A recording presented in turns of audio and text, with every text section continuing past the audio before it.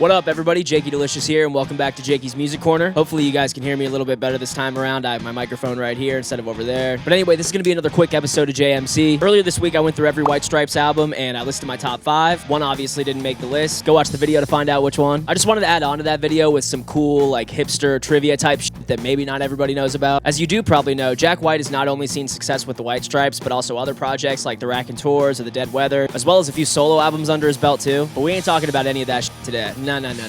We're going even more hipster than that. I want to talk about a small stint Jack actually had in a band before we even knew who he was from the White Stripes. That's right, just months before the release of the first White Stripes album, Jack actually played guitar and sang backup vocals in the Detroit-based rock band called The Go. The band was formed in 1996 and signed to Sub Pop in 98, where they released their first album called What You Doin', featuring Jack White on guitar and backup vocals. This album was recorded at Ghetto Recorders, where Jack and Meg ended up recording the first White Stripes album, although the Go album didn't end up coming out until afterwards for some reason. I've tried to do some research, at least on this phase of the band, before making this video, but there's really not a lot out there. There aren't even any live videos of Jack playing with this band, but I did see somewhere that they ended up opening up for the White Stripes in 2003 on their Elephant tour. But yeah, like the first record, it has that analog, crunchy rock feel to it, which gives my dumb ass some hope that I can maybe still make a good rock record despite the limited amount of mixing and mastering knowledge I have, but more importantly because that's my favorite sound of all time, like out of any sound ever. According to Reddit, Jack was more or less kicked out of this band for not wanting to sign with a band that would kind of take him away from the White Stripes, which makes sense knowing Jack now. Anyway, this album sounds super Detroit. It's very reminiscent of like MC5 or the Stooges. I even get some New York vibes from this thing too, anywhere from like the New York Dolls all the way to any CBGB punk band stuff. Tons of different rock influence on here. Truly a great time. I do just want to go ahead and point out a couple noteworthy tracks. Meet Me at the Movies is a banger of an album opener. Very classic rock and kind of almost like that MC5 vibe I was talking about. And at the very end of the song, we hear that signature Jack White guitar tone, that wailing guitar solo. You Can Get High is another fun one on here. It sounds like it's straight from the 50s. It's kind of this city slicker blues rock jam that key changes into this poppy, sing-songy chorus. Kind of just sounds like a jingle where they repeat the name of the song and shout,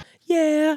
Yeah, it's a fun one. It Might Be Bad also sticks out to me on here. It kind of sounds like this like post-Beatles garage rock jam. I don't even know if I'm saying that right, but it just kind of sounds like if the Beatles were to get together in the late 90s and make just one last rock song. The title track goes off as well. Great tune. And the last song, Time for Moon, is kind of like a perfect send-off for Jack, if I may interpret it that way. It kind of sounds like it segues perfectly into the first White Stripes album, or at least like the sound of that first White Stripes album. From that Tom Morello sounding guitar intro all the way to that jam they do in the middle. And then Jack went on to do the White Stripes, but I believe this band still has like 6 other albums out, which I may go down the rabbit hole and listen to all of them so I can make a top 5 for this channel. But yeah, this album rules. It's just a great little hidden gem beneath all the more popular stuff that was coming out around this time, like the White Stripes, or the Strokes, or the Hives, or whoever. It's just cool to hear something that Jack was a part of before seeing real fame. Again, it sounds very Detroit, and it's just really cool to hear him in a band setting where he's not the leader, and there's more than 2 people, and nobody's married to each other. Also, shout out to my good friend and bandmate Connor for showing me this album. We were on a recent band trip earlier this year, and he threw it on in the car. So thanks for showing me this album, dude, and indirectly inspiring me to do some research on it and make this video. Other than that, thank you guys for watching. Let me know who I should top 5 next. Let me know what else you want to see on this channel, and stay tuned.